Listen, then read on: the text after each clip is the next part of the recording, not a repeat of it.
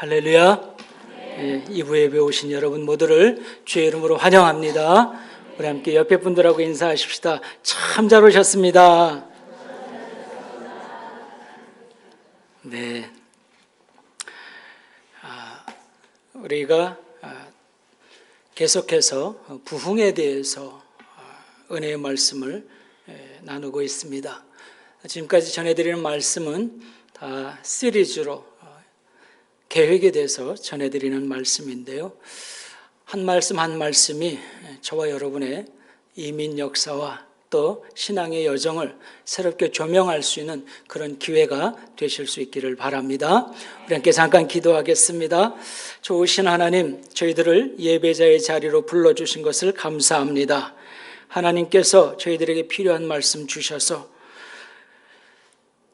하나님의 백성으로 살아갈 수 있는 양식이 되게 하여 주옵소서. 어두운 눈을 열어주시고 닫힌 마음을 깨뜨려 주시고 귀를 열어주셔서 하나님의 음성이 나와 함께 역사하시는 이 시간이 되게 하옵소서. 몸과 마음에 지치고 눌린 것, 아픈 것, 병든 것이 말씀을 들으면서 치유되고 회복되고 세용을 얻는 시간 되게 하옵소서. 존귀하신 예수님 이름으로 기도드립니다. 아멘. 이사야 선지자의 관점에서는 하나님을 멀리하고 우상을 숭배하고 패역한 왕과 지도자들, 백성들, 그 삶 때문에 이스라엘에는 공의와 정의가 땅에 떨어지고 그래서 하나님은 견디다 못해서 참을 수 없으셔서 이제 심판이라고 하는 주변의 나라를 인생 막대기와 도구로 사용하셔서 남유다 왕조가 심판을 받게 됐다는 그런 역사적인 사실을 이사야서를 통해서 증거합니다. 이스라엘 백성은 하나님의 신, 하나님의 영, 그 여호와를 거부했기 때문에 더 이상 생명이 없고 그루터기만 남게 됐습니다. 하나님은 이스라엘에 흩어졌던 자들, 남은 자들이 다시 돌아올 것이고 하나님을 다시 의지하게 될 것이라고 선포하는데 그 말씀은 모두가 회복이고 다시 살 것이라고 하는 내용입니다. 그리고 회개하고 돌아온 남은 자들 중에서 왕으로 이새의 줄기에서 한 싹이 나올 것이다 라고 말씀을 합니다. 이렇게 볼 때에 이 시대에 선포됐던 하나님의 말씀이 임마누엘이라고 하는 예수님의 탄생과 그 메시아 예수님이 오시는 것은 별개가 아니라 연장선상에 있었다라고 하는 사실을 우리가 알게 됩니다. 이 메시아는 우주 만물을 주관하시고 구원 역사를 이루시고 심판에 이르기까지 그 사역을 감당하실 분이신데 그 과정은 성령으로 다스리고 사역을 하시고 선택하신 민족 이스라엘에서 이 역사가 일어날 것이고 죽음의 상황에서 소망과 생명으로 오늘날에도 우리에게 구원이 임할 것이다 라고 예언하는 내용입니다. 그런 면에서 1절은 창조의 회복을 꿈꾸는 이사야의 메시지입니다. 이러한 말씀을 통해서 이제 예수님이 우리 가운데 오시게 되고 그 예수님이 어떠한 사역을 펼쳐가실지 새로운 나라로 바꾸어 가실 것이다라고 하는 암시를 오늘 본문 가운데 담고 있습니다. 우리가 믿는 예수, 우리가 영접한 예수님이 이제 등장하시는 예언이 선포됩니다. 1절을 읽어보겠습니다. 이새의 줄기에서 한 싹이 나며 그 뿌리에서 한 가지가 나서 결심할 것이요. 이새는 다윗의 아버지이지만 왕족은 아니죠. 예수님의 족보는 라합에서 보아스로, 루스로, 오벳으로, 그다음에 이새를 낳고 이새는 다윗을 낳습니다. 비천한 빈민 산동네 시골의 목동 가문, 아무도 알아주지 않는 집안 어떤 한 사람 예수가 되는 것입니다. 예수님의 다른 이름이 나사렛 예수잖아요. 여기 가지를 뜻하는 히브리어가 넷제르라고 하는 것인데 나시린이라고 하는 그 히브리어와 어휘가 비슷해요. 그래서 그 이름 자체에서 벌써 메시아는 천박하고 별 볼 일 없는 동네, 아무것도 아닌 집안에서 태어난다라고 하는 것을 암시하고 있는 것을 보게 됩니다. 다윗이 왕이 되기 이전의 모습을 우리가 생각하고 이 본문을 읽으시면 그 1절이 훨씬 이해하기가 쉽습니다. 예수님이 얼마나 자기를 낮추시고 겸손하게 작은 자로 오셨는지 세상 사람들이 아무도 알아보지 못했습니다. 그 당시에 메시아 사상이 열망이 대단했잖아요. 이스라엘 사람들이 생각하는 메시아는 어떤 분이냐 하면 전쟁과 위협으로부터 자신과 나라를 지켜주고 보호할 수 있는 능력이 있고 일생 동안 잘 먹고 살 수 있도록 도와줄 수 있는 영웅적인 존재의 모습이 바로 메시아 상이었습니다.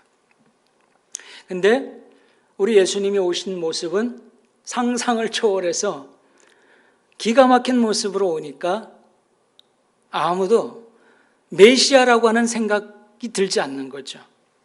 여기 이새의 줄기에서 났다, 한 싹이 났다고 할 때 줄기가 스텀프거든요. 스텀프라고 하는 것은 수분이 하나도 없어서 말라 비틀어진 나무의 밑둥, 그런 의미거든요. 그러니까 거기에서 뭐가 생명이 나오겠어요? 거기서 어떤 새로운 싹이 나올 수가 있겠습니까? 그런데 그 줄기에서 한 싹이 나오고 있다는 것입니다. 로마 군대의 억압 속에서 누구도 예상하지 못하고 기대할 수 없었던 그 절망적인 상황에서 무명의 여관에서 가림막이 없고 가릴 곳이 없는 마구간에서 인간 예수님이 탄생하십니다. 그리고 가난한 목수의 아들로 살아가시고요, 착취당하고 외세의 지배를 받고 있는 그 시기를 살아가게 되는 겁니다. 여러분, 이사야서를 준비하면서 우리가 깨달을 수 있는 영적인 비밀들이 몇 가지 있었습니다. 그게 뭐냐 하면 하나님이 언제 우리 인생에 개입하시는가? 하나님은 언제 역사하기를 시작하는가? 하나님은 언제 나의 문제를 간섭하시길 시작하시는가 하는 것입니다. 그 특징, 표징, 어떤 시점들을 우리가 알 수 있습니다. 하나님께서는 당신의 일을 시작하기 이전에 내가 믿고 바라고 소망하고 의지하던 모든 것을 다 놓을 때, 내가 포기하고 절망할 때에 난 아무것도 할 수 없습니다, 아닙니다, 안 됩니다, 고백할 때 하나님은 역사하시기를 시작하십니다. 내가 붙들고 있고 힘이 될 만한 근원을 가지고 있다, 차선책을 가지고 있다, 하나님이 역사하실 수 있는 시기가 아직 안 된 겁니다. 인간의 생각과 계획이 아무것도 아닌 것을 고백할 때에 하나님은 역사를 시작하십니다. 하나님이 찾아오시고 역사를 하시면 나에게는 어떤 현상이 나타나냐면 많이 외로워요. 혹시 여러분 외로운 분 계십니까? 많이 고독해요. 날 찾아주는 사람이 없어요. 고립의 상황으로 들어갑니다. 성경의 모든 쓰임받은 주의 종들이 그랬습니다. 그 기간과 시간이 있어요. 그때 하나님이 나를 직접적으로 찾아주시고 만나주시는 것입니다. 어떻게 영적으로 보면 인생의 위기와 절망의 순간은 영적으로는 은혜의 시간이고 복된 시간이 될 수 있습니다. 이사야서를 통해서 더 그런 것들을 많이 발견합니다. 우리 하나님은 거대한 화려한 울창한 삶림 이런 거 필요 없어요. 그러한 것들을 요구하지 않으셔요. 강한 힘 이런 것들이 필요하지 않으신 분이에요. 그저 죽은 줄 알았던, 남들이 쳐다보지 않고 팽개쳐 두었던, 돌아보지 아니하는 생명의 기운이 하나도 없는 그곳에서도 하나님은 살리실 수 있고 회복하실 수 있고 힘주시는 역사가 나타납니다. 우리 예수님이 그런 사역을 하시게 되는 것이죠. 여러분, 우리가 이민살이 삶 어려워요. 쉽지 않아요. 쉴 수가 없어요. 여유가 없어요. 바빠요. 돌아볼 틈이 없어요. 힘든 일이 찾아오고 어려운 일이 찾아옵니다. 그럴수록 우리가 집중해야 되는 것은 예수님의 겸손을 묵상하셔야 됩니다. 모든 권세와 능력, 지혜와 전능하신 분임에도 불구하고 이새의 줄기에서 한 싹이 나는 이 모습으로 우리에게 다가오십니다. 아무리 힘들고 어려워도 우리 예수님을 생각하면서 더 겸손의 자리로 들어갈 수 있는 이 영적 비밀을 터득하실 수 있기를 바랍니다. 2절을 보겠습니다. 그 위에 여호와의 영 곧 지혜와 총명의 영이요 모략과 재능의 영이요 지식과 여호와를 경외하는 영이 강림하시리니. 이 말씀을 보면 6가지 중요한 단어가 나오는데 두 단어를 묶고 세 파트로 그렇게 설명을 하고 있습니다. 여호와의 영, 지혜와 총명의 영, 이걸 우리는 은사적인 단어로 표현을 하면 더 이해가 쉬운데요, 통찰력과 분별력입니다. 조금 더 편안하시죠? 지혜와 총명 그러면 좀 이렇게 뭉뚱그린 것 같지만 우리가 통찰력, 분별력 그러면 조금 더 세밀하게 다가옵니다. 이것은 어떤 사람이나 상황, 사물을 대할 때에 영적인 핵심을 찾아낼 수 있는 능력을 의미합니다. 또 모략과 재능, 카운슬링 앤 파워 그랬는데 이것은 그 핵심을 파악한 다음에 어떻게 대처하고 관리하고 해결할 수 있는지까지 전략을 수립하고 만들어가는 능력을 의미합니다. 우리 주님께서는 모든 상황에 최선의 선택과 또 최고의 방법으로 최종 결정을 하실 수 있는 능력이 있으신 분이시죠. 우리 주님은 부족함이 없으신 분이에요. 그래서 우리 하나님께서 행하시려고 하는 그 일마다 앞서가시고 또 우리를 배후에서 도와주실 수 있는, 보호하실 수 있는 능력이 그분에게 있는 것입니다. 또 지식과 여호와를 경외하는 신, 이것은 하나님을 깊이 아는 지식과 온 마음으로 하나님을 존경하고 사랑하는 경건한 마음, 태도, 자세를 의미합니다.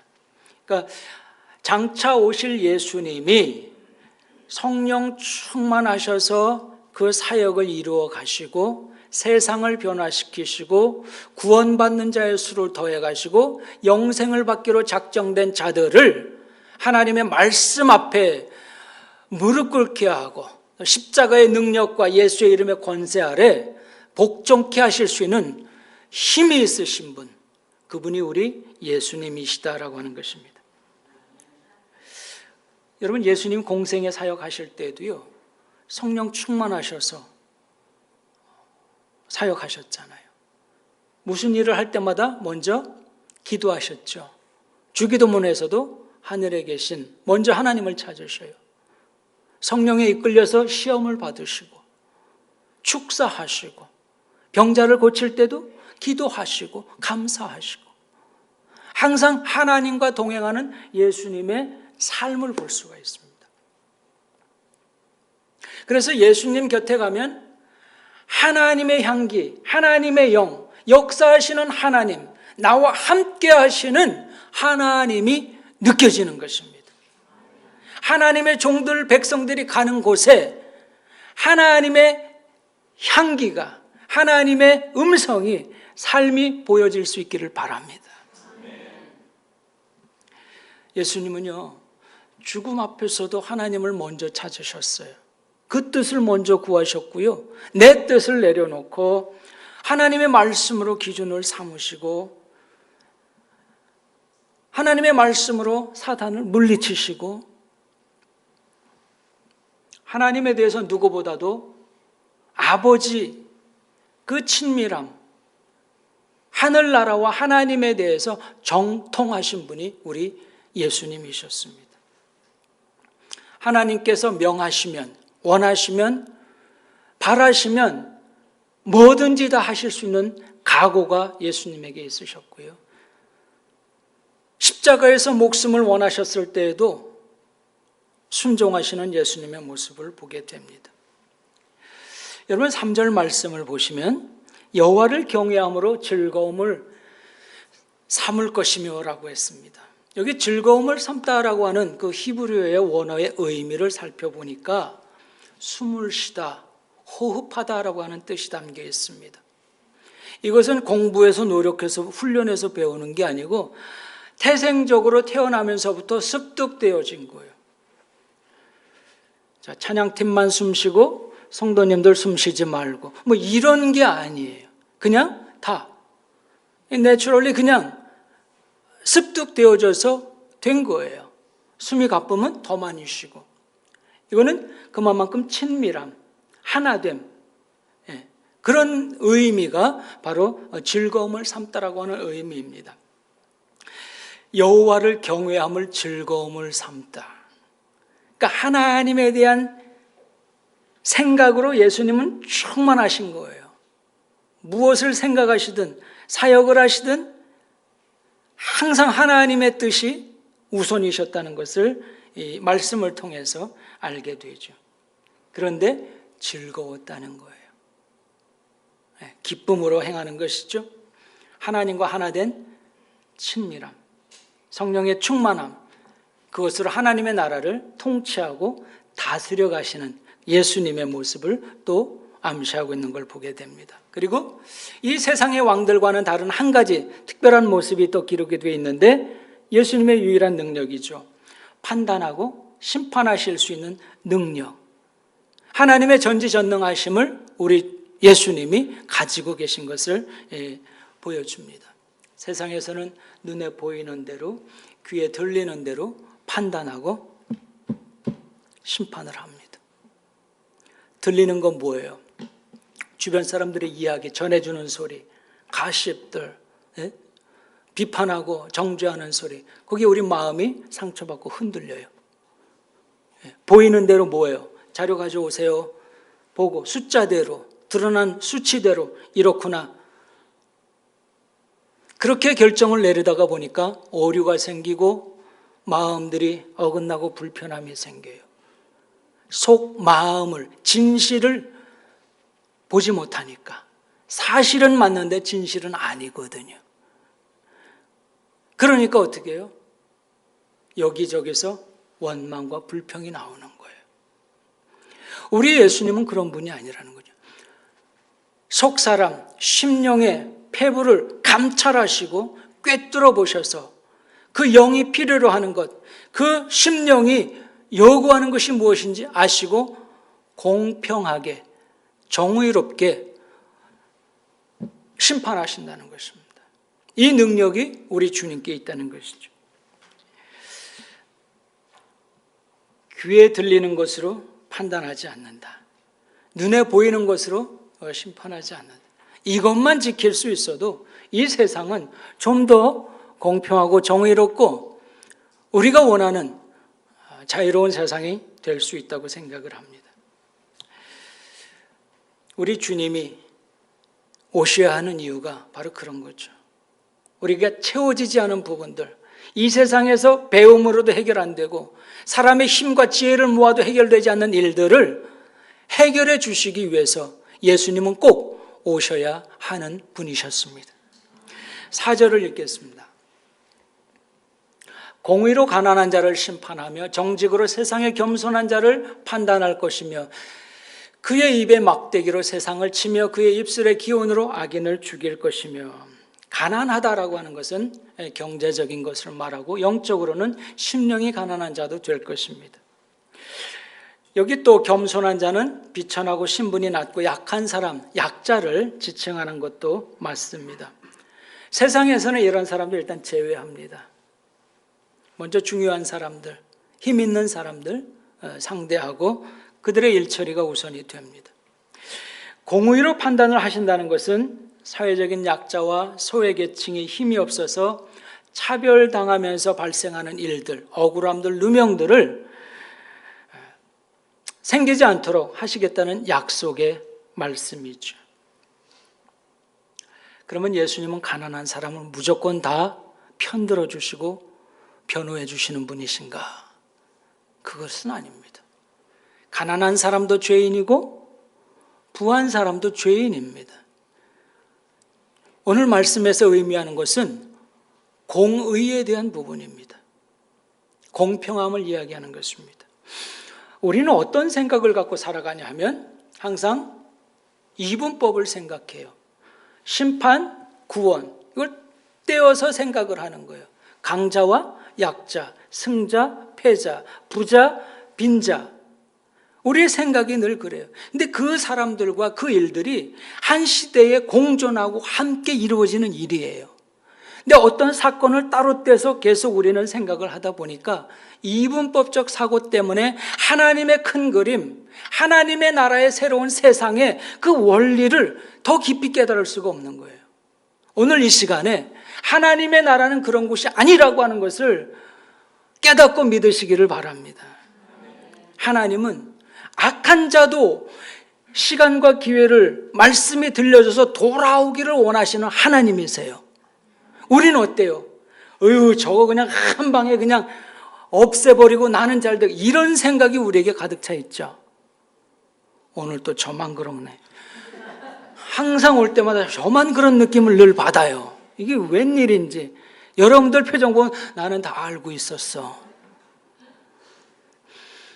하나님의 나라는 어느 하나가 옳고 그런 게 아니라 악하고 더럽고 추한 것도 하나님의 말씀이 들어가서 소망과 생명이 들어가서 변화되고 거듭나서 하나님 사이드로 오기를 원하시는 거예요.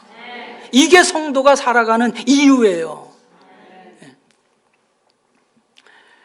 물질이든 권력이든 뇌물이든 사람의 마음을 굳게 하는 것 가지고 조금이라도 약자와 연약한 자들이 고통받고 억울해하지 않는 그런 세상, 나라, 사회, 환경, 분위기를 우리 주님이 오셔서 바른 정신으로 하나님의 말씀에 입각해서 우리와 함께 하실 때에 발생하지 않도록 지켜주시겠다는 약속의 말씀이 오늘 본문입니다. 여러분, 목회하면서요 정말 억울한 일도 많아요. 근데 그걸 내가 나서서 막 얘기를 하려고 하면 그땐 시원하고 해결이 된 것 같은데 돌아오면 다른 전화가 오고 좀 만나시겠습니까? 이런 약속들이 잡혀요. 더 안 풀리고 더 꼬여요. 이상하죠? 근데요 며칠 금식하면서 그냥 주님 아시죠? 하고 십자가 앞에 나가서 펑펑 쏟고 기도하잖아요. 내 할 일 하잖아요. 충성하잖아요. 그러면 편지가 나와 있고 전화 들어와 있고 죄송했습니다. 미안합니다. 장로님이 와서 중재하시고 그랬었대요. 오해했었나 봐요. 목사님 푸세요. 이런 얘기가 들려오면 여기 며칠 전에 눈물도 나고 싹 없어져요. 나를 변호해 주세요. 내가 하나님의 일에 충성하면 하나님이 내 일을 해주신다. 아시잖아요. 요한복음 6장 29절. 그런 은혜가 우리 가운데 있기를 바랍니다. 내가 나설 거 없어요. 맡은 사명 감당하면 충성하면 주님이 내 입장에 모든 것을 앞장서셔서 해결해 주십니다. 입의 막대기와 입술의 기운은요 살아계신 역사하는 하나님의 말씀을 상징합니다. 지금까지 이 세상에 우리가 느끼는 악하다, 저건 정말 죄다 하는 것들은 누구의 작품이죠? 세이튼의 작품이에요. 다 악한 것의 장난이죠. 근데 우리가 한 가지 또 생각해 볼 것은 저건 참 거룩해 보여. 저건 참 선해. 저건 참 의로워 보여 라고 하는 그것이 사탄의 덫일 수도 있다는 거예요. 우리를 유혹하기 위해서 놓은 함정일 수 있어요. 그것마저도 우리가 하나님의 말씀의 기준을 삼고 다시 봐야 되는 거예요. 그리고 우리가 판단하고 결정해야 될 것들이죠. 우리가 이 세상을 사는 동안 성도라면, 구원함을 받은 백성들이라면 이제는 우리가 예수님의 말씀으로 세상의 지혜와 말을 상대할 수 있기를 바랍니다. 같이 섞여서 세상의 말을 하고 세상의 지혜로 세상 사람들을 누르려고 한다? 백전백패할 것입니다. 보잘것없는 것 같을지라도 예수의 말씀을 의지해서 세상 사람들을 상대할 때 어느 날 보면 하나님께서 영광을 받으시는 자리에 우리를 사용하고 계신 걸 보게 됩니다. 하나님의 백성은 내 말이 아니라 우리를 다스리시는 통치자의 뜻대로, 명령대로 순종하며 말하고 살아가야 하는 존재입니다. 6절에서 9절 말씀을 보면 예수님이 다스리시는 샬롬의 나라를 보여주십니다. 이 세상의 지혜와 사람의 능력으로 만들 수 있는 나라도 아닙니다. 어떻게 보면 제2의 에덴 동산이라고 볼 수 있죠. 천지 창조 때 하나님이 꿈꾸시고 만드셨던 그 나라, 죄악으로 아담과 하와의 범죄함으로 뱀의 유혹으로 잃어버리고 상실했던 그 나라.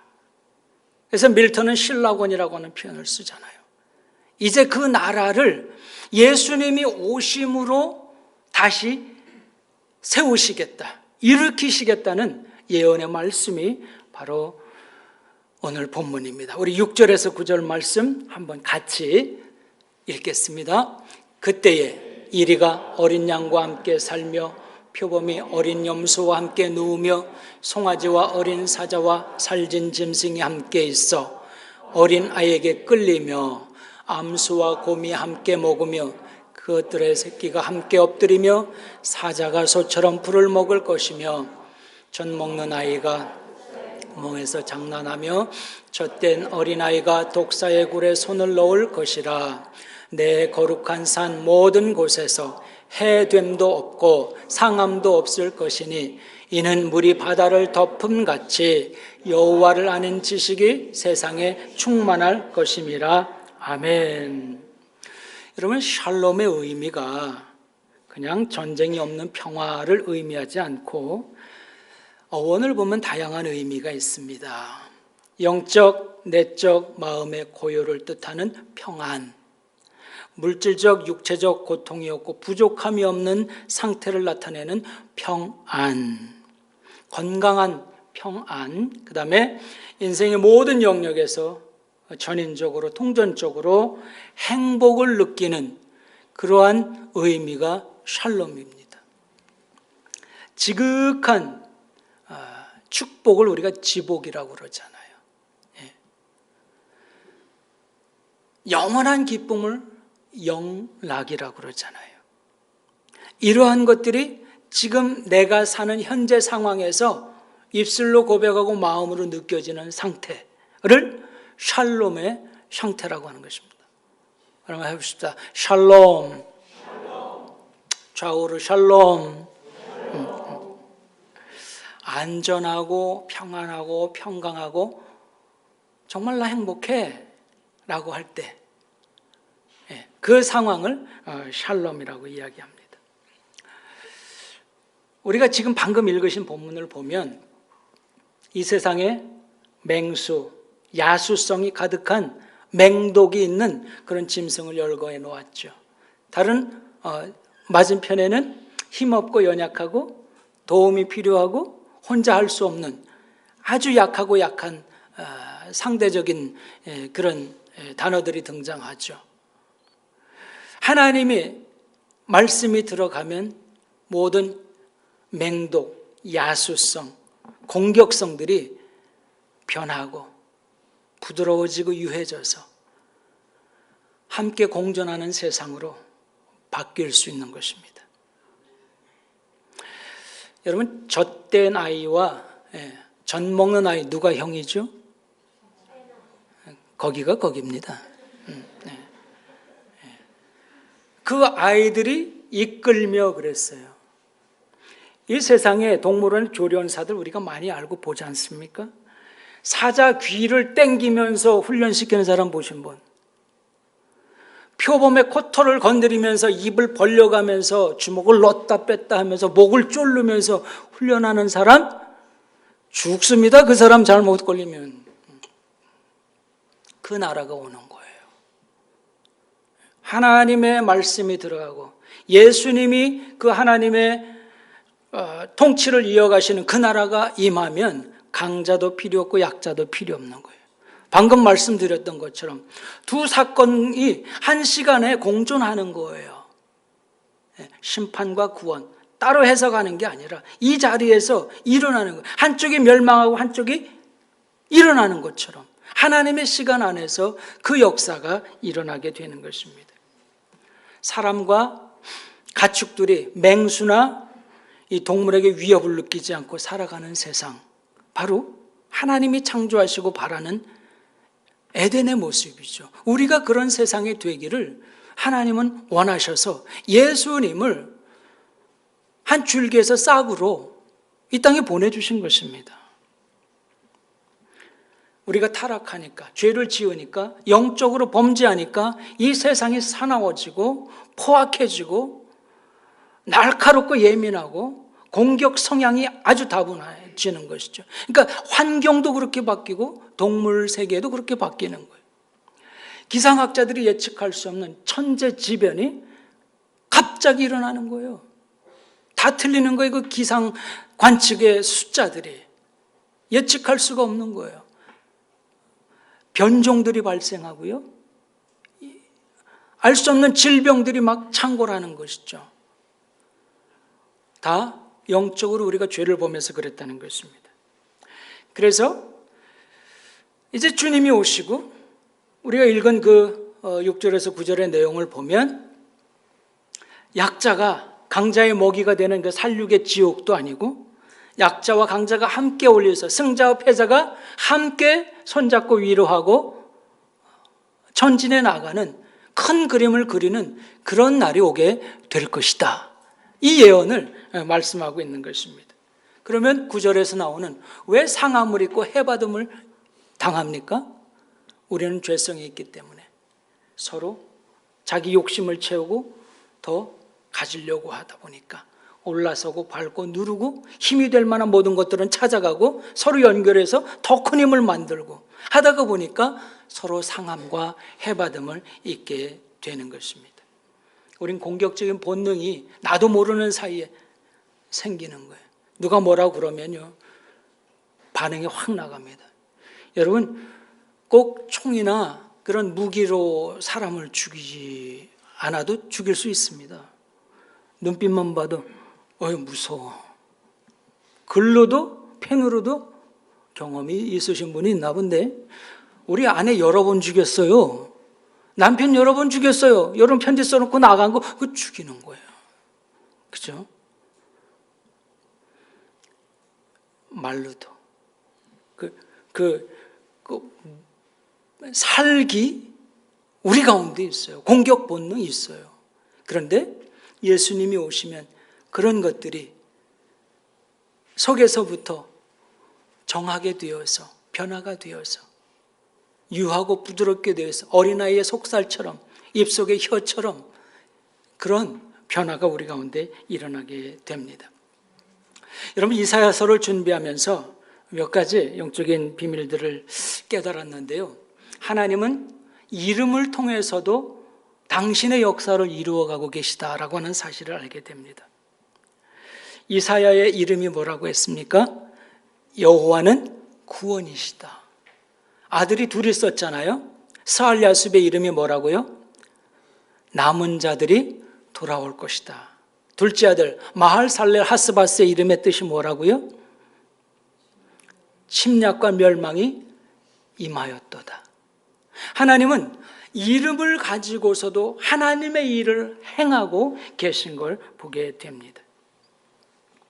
이 이름으로 그 당시 이사야 선지자가 활동했었던 그 상황을 우리가 이렇게 해석을 할 수 있습니다. 침략과 심판은 아수르를 향한 하나님의 뜻이고 아람을 향하고 있었던 것이고요, 북이스라엘을 향한 것이죠. 그러나 그 말씀이 전해지는 남유다에게는 아직 시간이 있고 기회가 있는 거예요. 돌아오고 뉘우칠 찬스를 주신 시간이었어요. 그들이 그때 여호와께로 돌아오면, 백성의 자리로 돌아오면 얼마나 좋았겠습니까?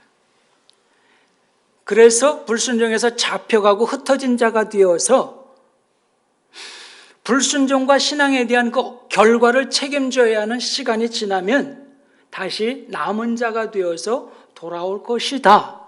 이것이 이사야 선지자 그 패밀리의 이름을 통해서 주신 하나님의 약속이죠. 이루어질 것이죠. 대신에 멸망을 가지고 왔었던, 정복했었던 나라들은 심판을 받아서 멸망하고 역사에서, 지구상에서 사라지게 될 것이다. 이것이 실제 역사고 또 하나님이 약속하신 말씀이고 이제 또 미래에 일어날 그런 사건이기도 합니다. 우리 찬양팀이 찬양을 불러주시는데 정말 은혜가 됐어요. 하나님이 은혜 주셔서 내년에는 꼭 CD가 나올 줄 믿고, 아멘 하는 대로 될 줄도 믿고, 크게 하면 더 잘 빨리 될 줄 믿고, 그날에라고 하는데 막 가슴이 울컥하는 거예요. 그날에. 이 그날이 어떤 그날입니까? 하나님의 언약의 말씀이 성취되는 그날, 또 예수님이 이 땅에 다시 오시는 그날, 사단의 괴계가 완전히 하나님의 영에 사로잡혀서 심판을 당하게 될 그날, 우리가 하나님의 뜻대로 살면서 하나님께 상급을 받게 되는 그날, 바로 그런 의미의 그날입니다. 하나님의 이제 통치가 시작이 되어서 더 이상의 염려, 근심, 불안, 걱정 하지 않아도 되는 평화로운 시간, 억울해하지 않고 분해하지 않고 원한 맺히지 않는 삶을 살게 되는 그 날, 그 시간을 말하는 것입니다. 계속해서 반복되는 단어가 이사야서에 나오는데 돌아온다라고 하는 것입니다. 돌아오는 자. 그 돌아온다는 게 뜻을 찾아보니까 경주하다, 경쟁하다라는 의미가 있어요. 돌아오는데 폐잔병처럼 이렇게,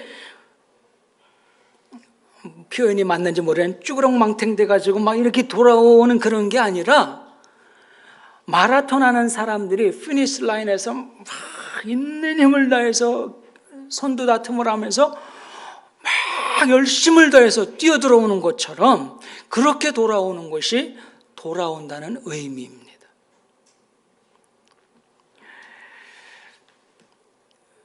우리가 주님 앞에 달려가기를, 그날이 이를 때에, 주님이 저기서 팔 벌리고 계실 때에 서로 믿음의 선한 싸움과 경주를 하면서 달려가는 그 모습이 이렇게 클로즈업 됐습니다.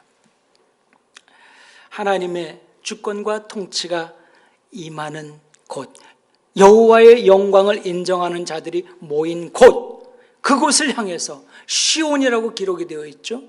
우리가 달려가는 것입니다. 거룩한 산, 거룩한 곳을 향해서 달려가는 것입니다.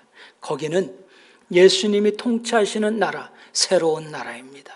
강자도 없고 포악한 것도 없고 억울하고 누명 쓰고 원한 맺힌 곳도 없는 그런 곳을 말합니다. 실제 역사에서 포로로 흩어졌던 이스라엘의 디아스포라들이 이스라엘로 돌아가는 뉴스와 소식들을 우리가 종종 듣게 됩니다. 하나님의 약속이 지금도 이루어져 가고 있는 걸 보게 됩니다. 하나님이 이스라엘 사람을 추적하고 계시듯이 오늘도 하나님의 구원받은 백성 한 사람 한 사람, 저와 여러분을 끝까지 눈에서 떼지 않고 돌보시고 보호하고 계신 것을 믿습니다. 여러분, 어떻게 이런 일들이 일어날까요? 가능한 이유가 무엇이죠? 하나님이 약속하셨기 때문에 그래요. 하나님이 친히 다스리시기 때문에 그래요. 하나님이 주권자이시기 때문에 그런 거죠. 하나님이 우리보다 더 잘 알고 계신 창조주이시기 때문에 그렇습니다. 하나님이 한번 택한 사람은 놓치지 않으시고 천국 가는 그날까지 함께하고 계신 줄 믿습니다.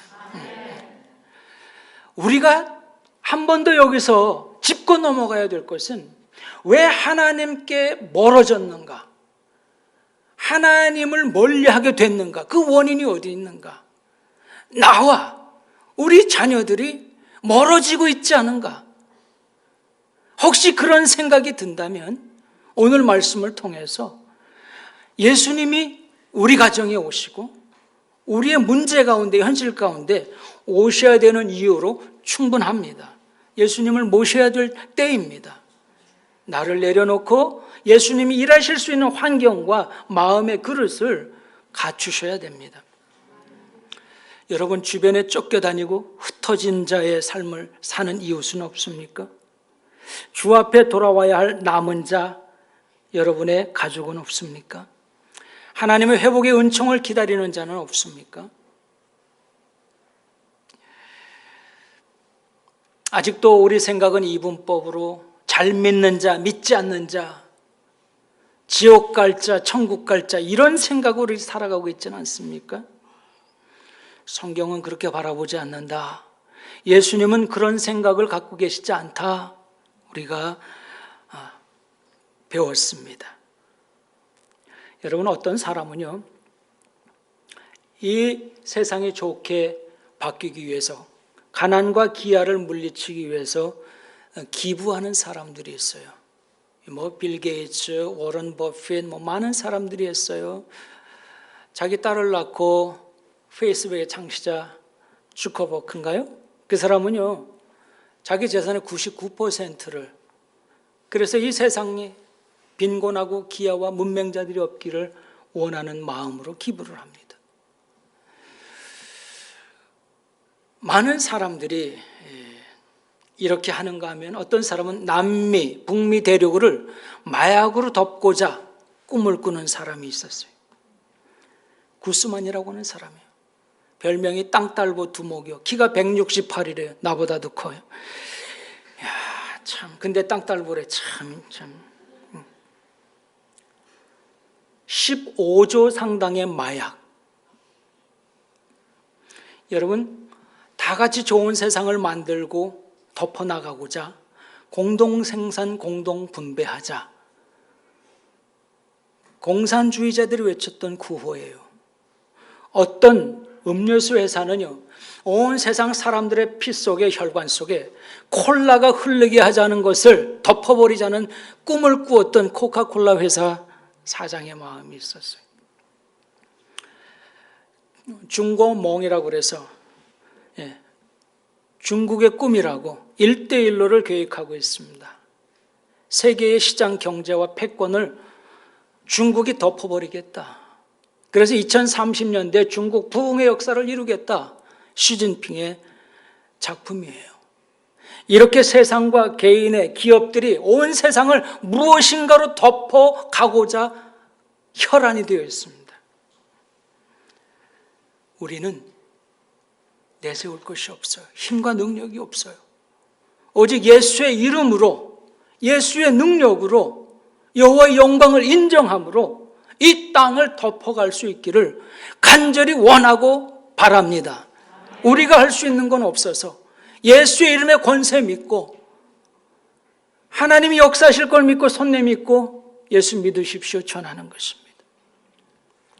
생명이신 예수 그리스도의 꿈으로, 복음으로 온 세상을 덮어가기 원합니다.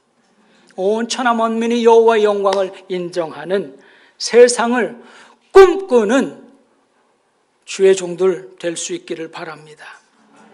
여러분, 내가 죽고 예수의 십자가를 질 수 있는 선택, 우리 다 함께 그 비전을 바라보고 헌신할 수 있기를 바랍니다. 제가 드리는 질문을 마음으로 답하면서 마치면 좋겠습니다. 예수 그리스도가 다스리는 나라와 지금 이 땅의 현실은 얼마나 다른가요? 내가 속한 곳을 하나님의 나라로 만들어 가려면 어떻게 해야 할까요?